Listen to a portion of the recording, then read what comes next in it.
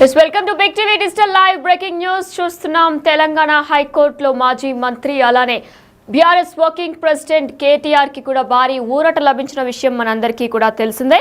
అయితే మంత్రి కేటీఆర్ కు ఊరట లభించిన తర్వాత 10 రోజుల పాటు కేటీఆర్ ను అరెస్టు చేయొద్దన్న హైకోర్టు ఆదేశాలు జారీ చేసింది. 30వ తేదీలోపు కౌంటర్ దాఖలు చేయాలని కూడా ప్రభుత్వానికి సూచించింది. తదుపరి విచారణ కొనసాగుతుందని, విచారణకు కేటీఆర్ సహకరించాలని కూడా ఆదేశాల్లో పేర్కొంది. అయితే ఇప్పుడు ఎవరైతే వాదనలు వినిపించారో కేటీఆర్ తరపున న్యాయవాది, ఆయనకి భారీగా ఫీజు కేటీఆర్ ఇస్తున్నట్లు కూడా తెలుస్తుంది.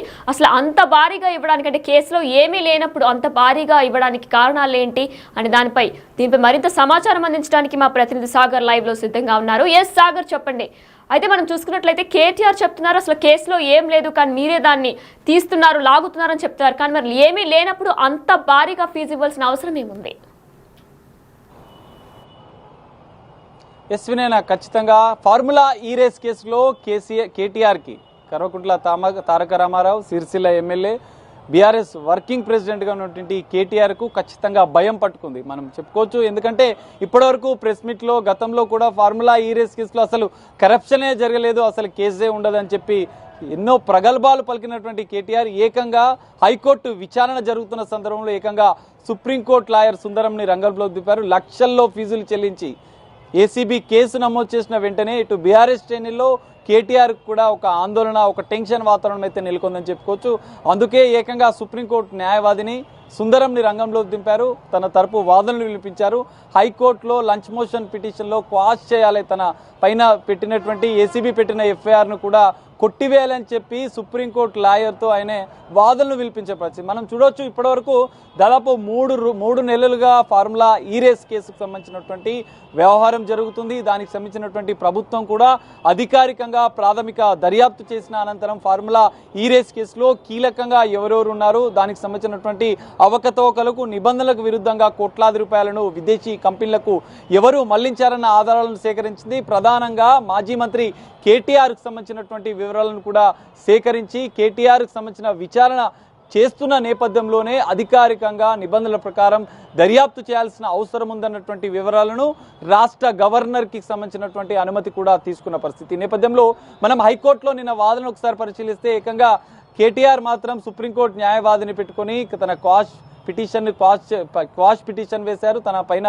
పెట్టిన కేసును మాత్రం వెంటనే కొట్టివేయాలని చెప్పి కోర్టుని అభ్యర్థించారు. తన తరపునటువంటి సుప్రీంకోర్టు లాయర్ సుందరం వాదనలు వినిపించారు. కానీ అడ్వకేట్ జనరల్ సుదర్శన్ రెడ్డి మాత్రం కీలకంగా ఈ కేసులో 55 కోట్ల రూపాయలను ప్రభుత్వ ధనాన్ని, ప్రభుత్వ నిధులను నిబంధనలకు విరుద్ధంగా కేటీఆర్ ఆదేశాల మేరకే విదేశీ కంపెనీలకు మళ్లించారు. నిబంధనలకు విరుద్ధంగా అంటే ఏసీబీ నమోదు చేసినటువంటి ఎఫ్ఐఆర్లో కీలక విషయాలున్నాయి. దర్యాప్తులో కూడా సంచలన విషయాలు బయటపడే అవకాశాలు ఉన్నాయి. ఈ నిధుల మళ్లింపులో ఎవరెవరికి లబ్ధి జరిగింది, కేటీఆర్ పాత్ర ఏంటి, సీనియర్ ఐఏఎస్ అధికారి అరవింద్ కుమార్ పాత్ర ఏంటి, దాంతోపాటుగా బిఎల్ఎన్ రెడ్డి పాత్ర ఏంటి, ఈ ముగ్గురి యొక్క పాత్ర ఏంటి, ఇంకెవరెవరి పాత్ర ఉంది ఇందులో, ఈ 55 కోట్ల నిధుల్లో మళ్లింపు వ్యవహారంలో మొత్తంగా ఈ ఫార్ములా ఈ రేసుకు సంబంధించినటువంటి ఒప్పందంలో దాదాపు 600 కోట్ల రూపాయల ఒప్పందాలు చేసుకున్నట్లుగా కూడా ఏసీబీ గుర్తించింది. సో ఈ దర్యాప్తులోనే కీలక విషయాలు బయటపడతాయన్నటువంటి అడ్వకేట్ జనరల్ సుదర్శన్ రెడ్డి వాదనలను ఏకీభవించినటువంటి హైకోర్టు ఖచ్చితంగా ఈ కేసు పైన విచారణ జరగాల్సిన అవసరం ఉంది. క్వాష్ పిటిషన్ను ఆమోదించలేదు. 10 రోజులు మాత్రమే అరెస్టు చేయకుండా ఉంటాం. ఖచ్చితంగా ఏసీబీ విచారణకు కేటీఆర్ ఫార్ములా ఈ రేస్ కేసులో విచారణ హాజరు కావాలి, ఎంక్వైరీ ఖచ్చితంగా జరగాల్సిన అవసరం ఉందని చెప్పి కోర్టు భావించింది. దానికి సంబంధించిన ఆదేశాలు కూడా జారీ చేసింది. ఇరు పక్షాల వాదనలు విన్నటువంటి కోర్టు మాత్రం ఖచ్చితంగా విచారణ జరిపించాలి. ఏసీబీ ఫార్ములా ఈ రేస్ కేసులో విచారణ అనంతరం సంచలన విషయాలు ఏవైతే బయటకు వస్తాయో దానికి సంబంధించినటువంటి ఆధారాలను కూడా కోర్టుకు 27 లోపు సమర్పించాలని ఇరు పక్షాలను కూడా ఆదేశించింది. ఈ నేపథ్యంలో ఈ కేసులో ఫార్ములా ఈ రేస్ కేసులో ఇటు ఈడీ కూడా కేసు నమోదు చేసిన పరిస్థితి అయితే కనిపిస్తుంది. ఖచ్చితంగా విదేశీ కంపెనీలకు మళ్లించడం, ఫెమా ఉల్లంఘనలకు పాల్పడడం, ప్రివెన్షన్ మనీ లాండరింగ్ యాక్ట్ ప్రకారం కూడా ఈడీ ఎన్ఫోర్స్మెంట్ డైరెక్టరేట్ కూడా ఇటు మాజీ మంత్రి కేటీఆర్ పైన, సీనియర్ ఐఏఎస్ అధికారి అరవింద్ కుమార్ పైన, ఇటు బిఎల్ఎన్ రెడ్డిల పైన, ఈ ముగ్గురు పైన ఏసీబీ నమోదు చేసినటువంటి ఎఫ్ఐఆర్ని ఆధారంగానే దాని వివరాలన్నీ సేకరించిన అనంతరం విదేశీ కంపెనీలకు ఫార్ములా ఈ ఆపరేషన్కి సంబంధించినటువంటి యూకే కంపెనీకి 55 కోట్ల రూపాయల నిధులను మళ్లించారు, బదిలీ చేశారు. ఆ ఇండియన్ ఓవర్సీస్ బ్యాంకు సంబంధించినటువంటి హెచ్ఎండిఏ బ్యాంకు అధికారికంగా ఉన్నటువంటి ఓవర్సీస్ బ్యాంకు నుంచి కూడా ఇలా మళ్లించారు. ఆర్బీఐ నిబంధనల ఉల్లంఘన జరిగిందా, ఇవన్నీ ఈ ఫార్ములా ఈ రేసుకు సంబంధించిన వ్యవహారంలో ఒప్పంద పత్రాలతో పాటుగా బదిలీ చేసినటువంటి బ్యాంకు అధికారులతో పాటుగా హెచ్ఎండి అధికారులను విచారించనున్నారు. ఈ కేసులో కీలక విషయాలు కూడా త్వరలో దర్యాప్తు అనంతరం బయటపడే అవకాశాలు ఉన్నాయి. ఈ నేపథ్యంలో ఇప్పటివరకు మనం చూసాం కేటీఆర్ మాత్రం ఈ కేసులో కరప్షనే జరగలేదు, అసలు ఏం లేదు కేసు అని చెప్పి ప్రగల్భాలు పలికినట్టు కేటీఆర్ మాత్రం ఏకంగా కేసు నమోదు అయిన తర్వాత మనం చూడవచ్చు. కేసు నమోదు ఏసీబీ ఎప్పుడైతే ఎఫ్ఐఆర్ నమోదు చేసిన అనంతరం మాత్రం కీలక పరిణామాలు చోటు చేసుకున్నాయి. కేటీఆర్ బీఆర్ఎస్ నేతల్లో ఒక ఆందోళన వాతావరణం, టెన్షన్ వాతావరణం కనిపిస్తుంది. కేటీఆర్ మాత్రం భయంతోనే ఇక్కడ ఉన్నటువంటి అడ్వకేట్లు ఏదైతే టీఆర్ఎస్ బీఆర్ఎస్ పార్టీకి సంబంధించిన లీగల్ సెల్ ఉంది చూసుకుంటుందని చెప్పిన ఎన్నో గొప్ప ప్రగల్భాలు పలికినటువంటి కేటీఆర్ ఏకంగా సుప్రీంకోర్టు లాయర్ల దగ్గరికి వెళ్ళాడు. ఖచ్చితంగా ఈ న్యాయ సహాయం ఖచ్చితంగా మీకు కావాలని చెప్పి ఆయన సుందరం దగ్గరికి వెళ్ళి ఆయన తరపున వాదనలు వినిపించారు.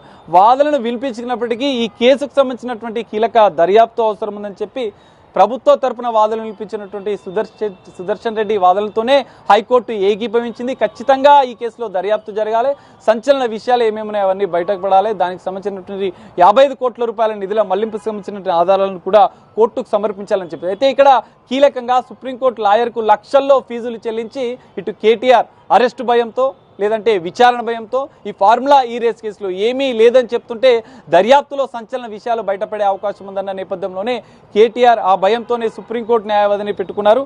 సుప్రీంకోర్టు న్యాయవాది సుందరం కూడా గతంలో కూడా ఈ సుందరానికి సంబంధించిన ఎమ్మెల్యేల కేసులో కూడా గతంలో ఎమ్మెల్యేల కొనుగోలు కేసులో ఎమ్మెల్యేలకు సంబంధించినటువంటి పార్టీ ఫిరాయింపుల కేసులో కూడా ఈ లాయర్ సుందరంతో సుప్రీంకోర్టు న్యాయవాదితో ఇటు హరీష్ రావు కేటీఆర్ బీఆర్ఎస్ బృందం అంతా కలిసి వెళ్ళి చర్చించిన సంబంధించిన పరిస్థితి కూడా నెలకొంది. సో ఈ నేపథ్యంలో సుప్రీంకోర్టు లాయర్ సుందరం అంటే ఖరీదైన లాయర్గా కూడా సుందరంకు పేరుంది. సుప్రీంకోర్టులో సంచలన కేసులు గతంలో కూడా బీసీసీఐతో పాటుగా అనిల్ అంబానీ కేసులతో పాటుగా టాటా సన్స్ తరఫున కూడా సుందరం వాదనలు వినిపించింది. పెద్ద పెద్ద కేసులు వాదించినటువంటి సుందరం అడ్వకేట్ను భారీ లక్షల్లో ఫీజులు చెల్లించి కేటీఆర్ ఈ కేసుకు ఏమీ లేదన్న కేసీఆర్ ఈ కేసులో ఏమీ జరగలేదు, కరప్షనే జరగలేదన్నటువంటి కేటీఆర్ మాజీ మంత్రి కేటీఆర్ మాత్రం ఊకదింపు ధోరణితో ఈ కేసులో ఏకంగా సుప్రీంకోర్టు లాయర్ని సుందరంని తీసుకొచ్చి వాదనలు వినిపించారు.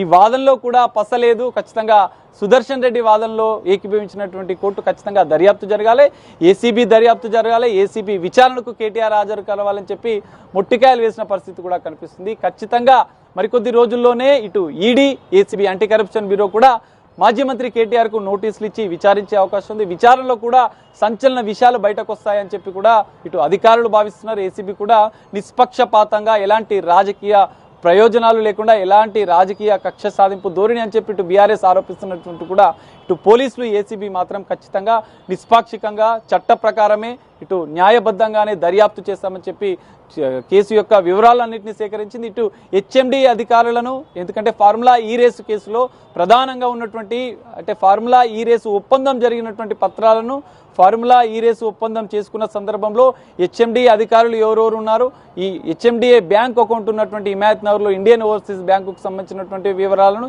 55 కోట్ల నిధుల మళ్లింపుకు సంబంధించిన ఈ 3 వివరాలను ఇటు ఏసీబీ సేకరించింది, అటు ఈడీ కూడా సేకరించనుంది. ఆ పూర్తి వివరాలు సేకరించి పూర్తి ఆధారాల అనంతరమే కేటీఆర్కు అరవింద్ కుమార్కు ఇటు బిఎల్ఎన్ రెడ్డిలకు నోటీసులు జారీ చేసి వారిని కూడా విచారించే అవకాశం ఉంది. విచారణ అనంతరం మాత్రం ఈ కేసులో కీలక పరిణామాలు చోటు చేసుకున్నాయి. కేవలం 10 రోజులు మాత్రమే కేటీఆర్ని అరెస్టు చేయొద్దంటూ హైకోర్టు ఆదేశాలు ఇచ్చింది. కానీ ఒకవేళ కీలక ఆధారాలను ఇటు ఏసీబీ కోర్టుకు సమర్పించిన అనంతరం ఆధారాలను పరిశీలించిన ఖచ్చితంగా కేటీఆర్ పైన కూడా అరవింద్ కుమార్ పైన కూడా ఏసీబీ కానీ ఇటు ఈడీ కూడా ఖచ్చితమైన చర్యలు తీసుకునే అవకాశం ఉంది. దర్యాప్తు అనంతరం మాత్రం ఈ కేసులో కీలక పరిణామాలు చోటు చేసుకున్నాయి. ఫార్ములా ఈ రేస్ కేసు సంబంధించినటువంటి విషయంలో ఇటు కేటీఆర్కు బీఆర్ఎస్ శ్రేణుల్లో మాత్రం ఒక టెన్షన్ వాతావరణం అయితే ఖచ్చితంగా కనిపిస్తుందని మనం చెప్పుకోవచ్చు వినయన.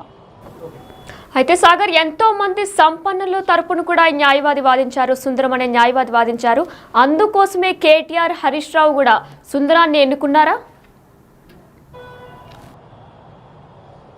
వినయన ఖచ్చితంగా మనం చూసాం ఆర్యమన్ సుందరం ద ఫేమస్ లాయర్ ఎంతో పెద్ద పెద్ద కమర్షియల్ కేసులకు కూడా భారీ ఫీజులు తీసుకొని ఆయన వాదిస్తున్నాడు. టాటా సన్స్తో పాటుగా ఇటు మరికొన్ని అనిల్ అంబానీకి సంబంధించినటువంటి బీసీసీఐ కేసులు ఎన్నో సంచలన కేసులు నేను వాదిస్తున్నాడు సుందరం.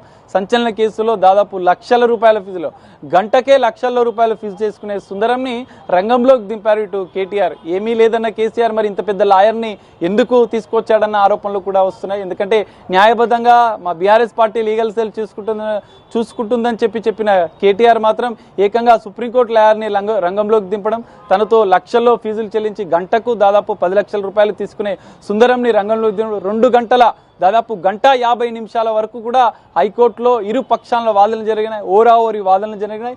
ఖచ్చితంగా కేటీఆర్కి సంబంధించినటువంటి పిటిషన్ను ఆమోదించలేదు, పాస్ చేయలేదు, దర్యాప్తు జరగాలని చెప్పి కోర్టు చెప్పింది. ఈ కేసులోనే ఖచ్చితంగా కీలక దర్యాప్తు అవసరం. ఫార్ములా ఈ రేస్ కేసులో సంచలన విషయాలు బయటకు వస్తాయని చెప్పి ఒక భయం, ఒక ఆందోళన వాతావరణం బీఆర్ఎస్ శ్రేణుల్లో కేటీఆర్లో ఉంది. అందుకే ఎక్స్పెన్సివ్ లాయర్ని ఎక్కువ ఫీజు చెల్లించి సుప్రీంకోర్టు నుంచి లాయర్ని తెచ్చుకున్నాడు, హైకోర్టులో వాదనలు వినిపించాడు. అయినా చుక్కెదురైంది. 10 రోజులు మాత్రమే అరెస్ట్ చేయొద్దు, విచారణలో ఖచ్చితంగా సహకరించాలి కేటీఆర్ అని చెప్పి కోర్టు ఆదేశించిన పరిస్థితి.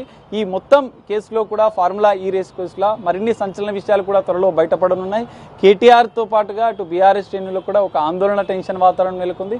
ఇట్లా సుప్రీంకోర్టు లాయర్ని తెచ్చుకున్నా కూడా ఇక్కడ చట్ట ప్రకారం మాత్రమే పనిచేస్తుంది. ఏసీబీ కూడా ఇటు ప్రభుత్వం కూడా చట్ట ప్రకారమే ఈ కేసులో వ్యవహరిస్తామని చెప్పి కూడా చెప్తున్న పరిస్థితి అయితే కనిపిస్తుంది. Vinay. Right, thank you Sagar. Telangana హైకోర్టులో బీఆర్ఎస్ వర్కింగ్ ప్రెసిడెంట్ మాజీ మంత్రి కేటీఆర్ కు ఊరట లభించిన విషయం మనకి తెలిసిందే. అయితే 10 రోజుల పాటు కేటీఆర్ ను అరెస్టు చేయొద్దన్న హైకోర్టు ఆదేశాలు జారీ చేసింది. 30వ తేదీలోపు కౌంటర్ దాఖలు చేయాలని కూడా ప్రభుత్వానికి సూచించింది. తదుపరి విచారణ కొనసాగుతుందని, విచారణకు కేటీఆర్ సహకరించాలని కూడా ఆదేశాల్లో పేర్కొంది. అయితే ఈ నేపథ్యంలో కేటీఆర్ లాయర్ కు భారీగా ఫీజు ఇస్తున్నట్లు కూడా తెలుస్తుంది. దాదాపు 2 గంటల వాదనలకు లక్షల్లోనే ఫీజు సమర్పిస్తున్నట్లు తెలుస్తుంది. ఈ ఫార్ములా రేస్ కేసులో కేటీఆర్ తరపున వాదించిన సుప్రీం లాయర్ ఆర్యమన్ సుందరం కూడా ఇంతకు ముందు కూడా ఆయన ఎంతో బీసీసీఐ అనిల్ అంబానీ తరపున కూడా వాదించినట్లు తెలుస్తుంది. టాటా సన్స్ తరపున కూడా సుందరం వాదనలు వినిపించినట్లు తెలుస్తుంది. అయితే కార్పొరేటర్ లా, కమర్షియల్ లిటిగేషన్స్ కేసుల్లో కూడా సుందరానికి మంచి పట్టున్నట్లు తెలుస్తుంది. అయితే అసలు కేసులో ఏమీ లేదు, ఎందుకు లాగుతున్నారని చెప్పి కేటీఆర్ చెప్పుకొస్తున్నారు. కానీ ఏమీ లేకపోతే ఇంత ప్రఖ్యాత పేరు ఉన్న లాయర్ని ఎందుకు పెడుతున్నారు అని చెప్పి తదుపరి ఇత వ్యతిరేక వ్యక్తులు కూడా చెప్పుకొస్తున్నారు. అయితే గతంలో ఎమ్మెల్యేల కేసులో కూడా లాయర్కి మంచి పట్టున్నట్లు తెలుస్తుంది. కేటీఆర్, హరీష్ రావు అందుకే సుందరాన్ని సంప్రదింపులు చేసి ఆయన పెట్టుకున్నట్లు కూడా తెలుస్తుంది.